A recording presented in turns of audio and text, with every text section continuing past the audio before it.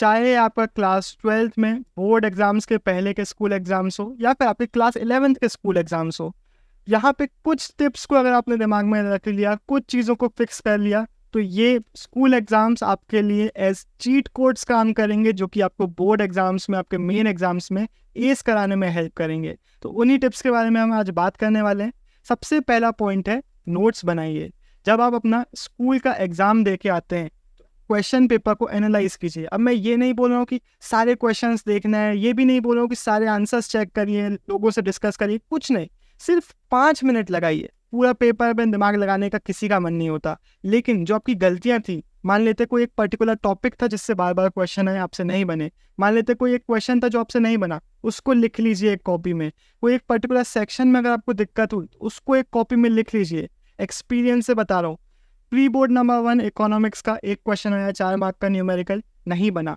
मैंने सोचा था हर बच्चे की तरह कि यार ठीक है, अभी नहीं बना, अगली बार पढ़ लूंगा, बन जाएगा, भूल गया। Pre board number 2 same question आता है, फिर से नहीं बना, और इस बार मेरा दिमाग चल गया, मैंने तुरंत उसको एक कॉपी में घर आके लिख लिया कि ये वाले टॉपिक को मुझे फ्यूचर में देखना है। और क्योंकि मैंने उसको अपने नोट्स में लिख लिया था, बोर्ड एग्जाम में वही क्वेश्चन मेरे से बन गया।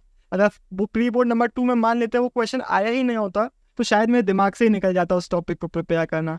ये चीज़ ऐसा लगता है कि यार ठीक है हम याद कर लेंगे, ठीक है हमसे नहीं बना, आगे बन जाएगा, लेकिन आप लिख लेंगे, उसकी वैल्यू अलग होगी, वो आपको डेफिनेटली हेल्प करेगा अपने बोर्ड एग्जाम्स में। सेकेंड पॉइंट, इंटरेस्टिंग पॉइंट है, माइन्यूट डिटेल्स। एक बहुत इंटरेस्टिंग मेथड है 1% मेथड। स्कूल एग्जाम से जो छोटी छोटी चीज़ें, एकदम एकदम सबसे जो छोटी चीज़ है उसको भी फिक्स कर दो। फॉर एग्जाम्पल, एग्जाम के पहले मैं 2 मिनट शांति से बैठूंगा, डीप ब्रीदिंग करूंगा, मैं अपना जो पेंसिल बॉक्स है उसको एकदम प्रिपेयर करके जाऊंगा, अपना बेस्ट पेन रखूंगा। आप अलग अलग एग्जाम्स में ट्राई भी कर सकते हो, एक बेस्ट पेन अपने लिए फाइंड कर सकते हो।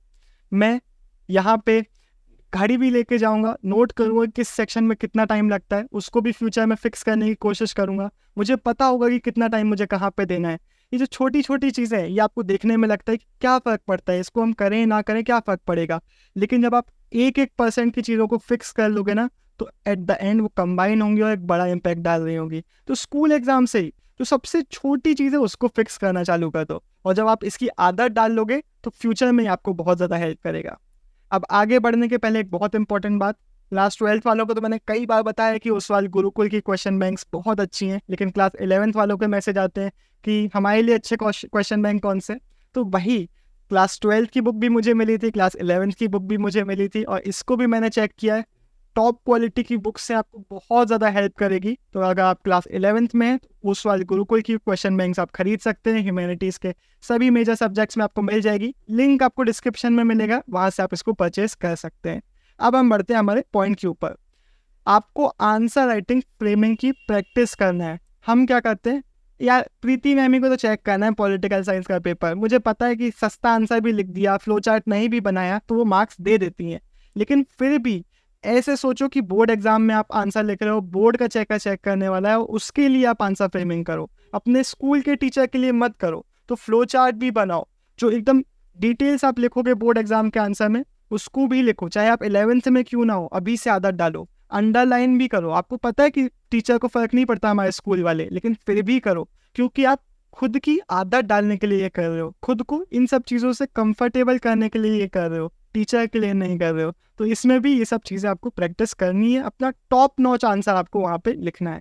फोर्थ टिप इस पूरी वीडियो की सबसे इंपॉर्टेंट टिप है, जब आपको आंसर शीट्स मिलती हैं चेक होने के बाद, तब आपने इसको एनालाइज नहीं किया तो मान लो आपने अपना पूरा जो अपॉर्चुनिटी था स्कूल एग्जाम्स का फ़ायदा उठाने का, उसको वेस्ट कर दिया। आराम से 15-20 मिनट लेके अपनी आंसर शीट देखो, जितनी भी गलती है सबको नोट करो। यहाँ पे आपको 2-3 टाइप की गलतियाँ दिखेंगी। एक है कि भाई कोई क्वेश्चन था जो आपसे बन ही नहीं रहा है, तो इसको ऑलरेडी हमने नोट्स में लिख लिया है, इसको हम ऑलरेडी कवर कर चुके हैं, लेकिन जो बाकी गलतियाँ हैं वो अब आपको यहाँ पे एनालाइज करना है।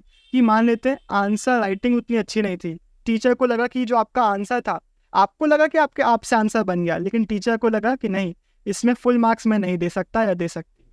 या फिर आपने कोई क्वेश्चन देखा ही नहीं, आपको लगा कि आपने सारे क्वेश्चन कर दिए, लेकिन जब आंसर शीट दिखी तो समझ में आया कि सिली मिस्टेक हो गई, या फिर आपने क्वेश्चन ही स्किप कर दिया, आपने आंसर लिखना ही भूल गए, क्वेश्चन नंबर डालना भूल गए, ये करना भूल गए, छोटी छोटी गलतियाँ कर दी। इन सारी चीज़ों को नोटिस करो। जब आपके दिमाग में ये चीज़ें रहेंगी कि हाँ ये गलती मैं करता हूँ, जब आपके मेन एग्जाम्स आएंगे तब आप वो गलतियाँ नहीं करेंगे। तो बहुत इंपॉर्टेंट पॉइंट है कि आप अपनी आंसर शीट को अच्छे से टाइम लगा के इन्वेस्ट करो। और फिफ्थ पॉइंट है टीचर्स की हेल्प लो। हम पीटीएम में जाते हैं, ये गलती हमेशा करते हैं कि टीचर्स से उनकी गाइडेंस लेना भूल जाते हैं, सिर्फ डांट खा के आ जाते हैं। नहीं, आप खुद से उनके पास जाइए अपनी आंसर शीट लेके, या मैम यहाँ पे मेरा मार्क्स कटा था, यहाँ पे मेरी गलती थी, मुझे समझ में नहीं आ रहा है, मैं कैसे इसको इम्प्रूव कर सकता हूँ। वो आपको गाइड करेंगे, वो बैठे ही इसलिए हैं। और शायद ही कोई 2-3 बच्चे होते हैं जो एक्चुअल में टीचर्स के पास खुद से जाते हैं कि मैम मेरी गलतियाँ मुझे बताइए। टीचर्स के पास अगर आप खुद से जाएंगे, मैं गारंटी कर रहा हूँ वो चिल्लाएंगे नहीं, समझाएंगे।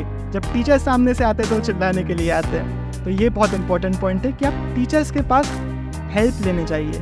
और इसी के साथ ये वीडियो ख़त्म होता है। डिस्क्रिप्शन चेक करना मत भूलिएगा। और वैसे यहाँ तक वीडियो देखते भी हो कि नहीं तुम लोग, बताओ कमेंट्स में, देखते हो यहाँ तक वीडियो कि नहीं देखते हो।